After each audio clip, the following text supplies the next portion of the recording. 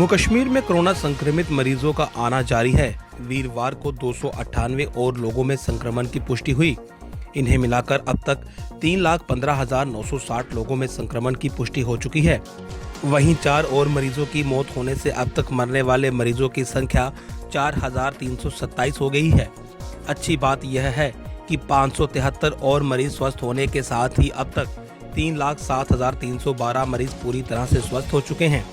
National health mission से मिले आंकड़ों के अनुसार वीरवार को आए 298 मामलों में से 102 जम्मू संभाग और 196 कश्मीर संभाग के हैं।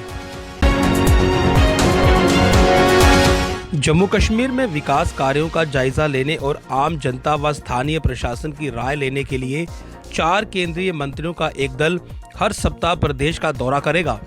दल में शामिल 2 मंत्री कश्मीर संभाग में व 2 जम्मू संभाग में जाएंगे। यह जानकारी वीरवार को प्रधानमंत्री कार्यालय में राज्य मंत्री डॉक्टर जितेंद्र सिंह ने श्रीनगर में शेरे कश्मीर इंटरनेशनल कन्वेंशन सेंटर में सुशासन की प्रतिकृष्टि पर शुरू हुए 2 दिवसीय क्षेत्रीय सम्मेलन का उद्घाटन करने के बाद अपने संबोधन में दी। कार्यक्रम में उपराज्यपाल मनोज सिन्हा भी मौजूद थे। जम्मू कश्मीर को पूर्ण राज्य का दर्जा बहाली की मांग के बाद अब लद्दाख से भी ऐसी ही मांग उठने लगी है। केंद्रीय गृह राज्य मंत्री जी किशन रेड्डी के साथ मुलाकात के दौरान कारगिल डेमोक्रेटिक अलायंस के नेताओं ने यह मांग उठाई। कारगिल डेमोक्रेटिक अलायंस में वहां से सिविल सोसाइटी समूह समेत कई राजनीतिक नेता शामिल हैं।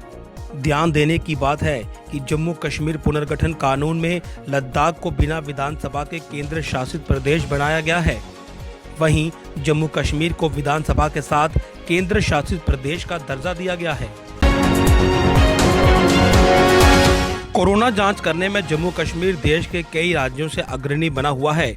वीरवार को टेस्ट करने में जम्मू कश्मीर ने 1 करोड़ के आंकड़े को भी पार कर लिया।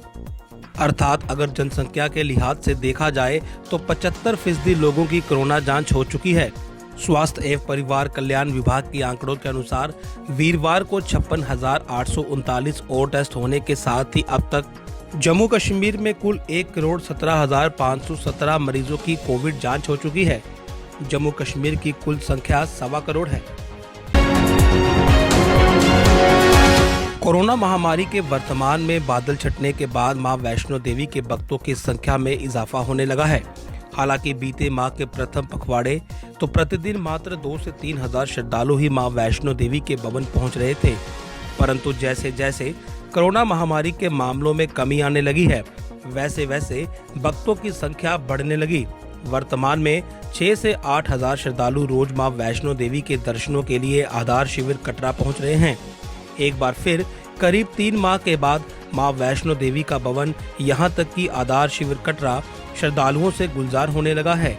इस साल 6 महीने में 18,88,188 श्रद्धालु मां वैष्णो देवी के दरबार में हाजिरी लगा चुके हैं।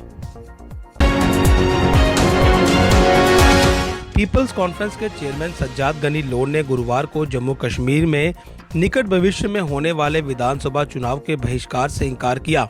उन्होंने कहा कि इससे जम्मू कश्मीर की आवाम का ही नुकसान होगा, इसलिए हम चुनाव लड़ेंगे।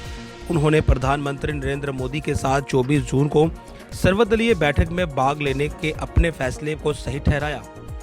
उन्होंने कहा कि यह बैठक हालातों को बेहतर बनाने व सुलह के एक नए दौर की शुरुआत साबित होगी। लोन ने कहा कि बैठक में सभी ने जम्मू कश्मीर की जनता की पीड़ा पर खुलकर बात की। वो लग रहा था कि एक ही लीडर ने सब कुछ बोला है, बाकी सब बैठे थे। सबने अच्छा किया। If I was to give marks, I would give equal marks to all. As on date, there were no winners and losers. It's a long process. We have to ensure that Delhi delivers. राजकीय medical college Jammu की principal doctor Shashi Sudan ने कहा कि corona की तीसरी लहर से बचाव के लिए ढांचागत सुविधाओं का विस्तार किया जा रहा है। 800 से अधिक स्वास्थ्य कर्मियों की नियुक्ति की गई है। उपकरण और मशीनरी खरीदी जा रही है। दूर दराज के क्षेत्रों में नियुक्त डॉक्टरों व अन्य स्वास्थ्य कर्मियों को प्रशिक्षित किया जा रहा है। उन्होंने कहा कि अगर कोरोना की तीसरी लहर आती है तो वह इससे निपटने के लिए पूरी तरह से तैयार हैं। इससे हमें एक ऐसा लेसन मिल चुका है कि हमें लापरवाही या बिल्कुल भूलने की अभी कोई स्कोप नहीं है। ये भी समझ आया कि ये जो अदृश्य शत्रु हमारा है, कोरोना वॉरियर्स का नाम हेल्थ केयर प्रोफेशनल्स को दिया गया, ये एक जंग की तरह हमारे सामने था और ये एक कोरोना वॉर या एक बैटल वाकई ऐसे लगता है अभी थोड़ा सा जैसे डिक्लाइन है, ऐसा महसूस होता है कि हमने एक जंग लड़ी है। सेना प्रमुख जनरल एम नरवाने ने गुरुवार को कहा कि ड्रोन की आसानी से उपलब्धता ने सुरक्षा चुनौतियों की जटिलता को बढ़ा दिया है और भारतीय सेना इनके खतरों से प्रभावी रूप से निपटने की क्षमता विकसित कर रही है।